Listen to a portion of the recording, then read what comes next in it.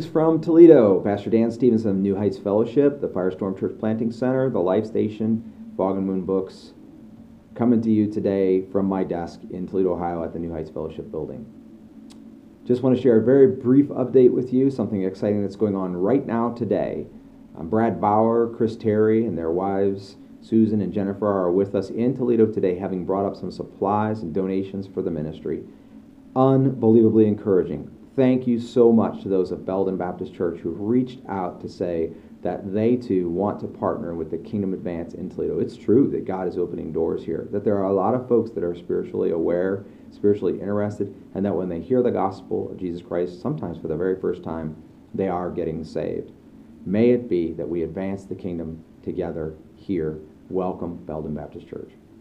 Thank you so much to Brad Marlar of First Baptist Saltillo, who knew Chris from before and spoke to Belden about the possibility of partnering with us. We're so grateful for people who have the kingdom mindset and desire to work in the kingdom, to give and serve and love in the kingdom. All right, so now I want to share with you just briefly the summation of a message that really touched my heart, the Lord led me to over this last week, and I preached on Sunday, and then sort of a synopsis of it at the Life Station on Monday. And it really, I think, impacted our people. I hope it did. Impacted those at the Life Station. Impacted me, if no one else. And it is this.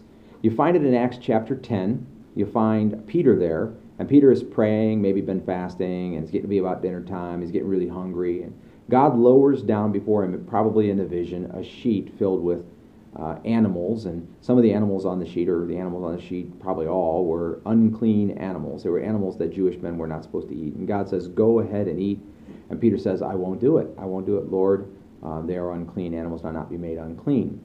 And God says, don't you call unclean that which I have made clean. While Peter is still puzzling over that vision, over that experience, there comes a knock at the door. Now, the knock is coming from servants of Cornelius, a Roman centurion who lived over in Caesarea.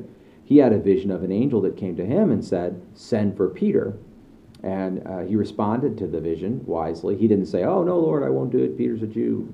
It's kind of more like what Peter would have done, maybe.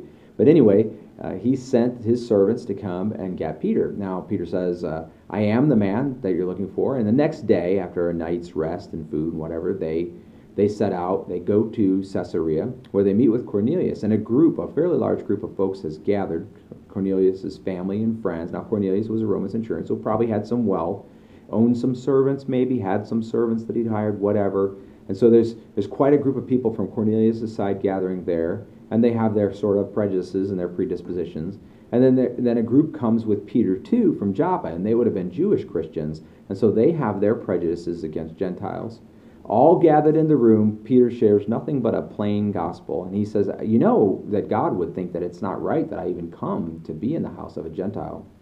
But God has shown me that I should not call unclean that which he has made clean. And so I will share with you. And he shares the gospel, plain and simple. Jesus died, buried, rose again, proved to be the Messiah, proved to be the Son of God. He is the one by whom all will be saved, and so on. While he's sharing that simple gospel, preaching, mind you. Now, this is not while he's praying, and it's not while he's laying on hands on people. While he's preaching that simple gospel to the folks, the Holy Spirit comes and settles on everybody present. Everybody universally present. I submit to you that there was one thing that sort of had to happen.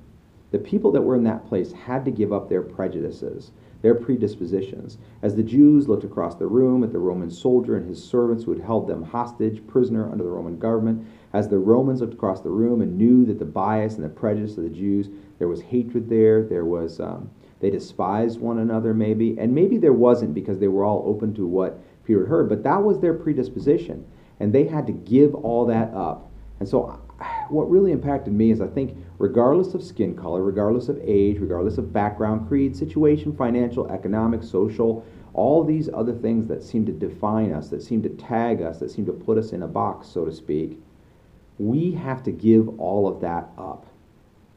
You can't look at a black man and see a black man. You have to look at a man and see a man. You can't look at an old man and think, well, he's from another generation, he's going to think a certain way. You have to look at a man and see a man. You have to see people with eyes of faith. And God loved every single one of us just that much that he sent his own son, Jesus, to die on the cross for us. It's time we put aside our prejudices. It's time we put aside our predispositions. It's time we put aside that which brought us into the room, maybe, and would take us right back out again without being influenced by the gospel. And instead, listen with fresh ears, hear with an open heart that we are loved of God, that God died on the cross in the form of Jesus, his Son. God the Son died on the cross for us. And Jesus himself said that if we, being evil men, know how to give good gifts to our children, how much more than God, who is good, will pour out upon us his Holy Spirit for those who would ask him. And I would submit to you would believe in him, and I would submit to you would follow Jesus as Lord and Savior. Now remember that some of the folks, many of the folks, most of the folks that were in the room probably already believed in God, maybe believed in Jesus as Lord and Savior. It's hard to say. This was not necessarily the first appearance of the Holy Spirit to save, but this was an outpouring of power of the Holy Spirit on these people. Is that not what we need? Is it possible that the reason we are not receiving it is because we're holding on to our biases, holding on to our prejudices, holding on to our predisposition, or the way we think we're wired, or who we think we are? No. It's time that our focus was on Jesus as Lord, Jesus as Savior. And it's time that we allow the God of heaven to fill us up with his Holy Spirit. Drop your prejudice, drop your bias. Stop thinking of people based on the way you were trained, and think of them as valuable in the eyes of God.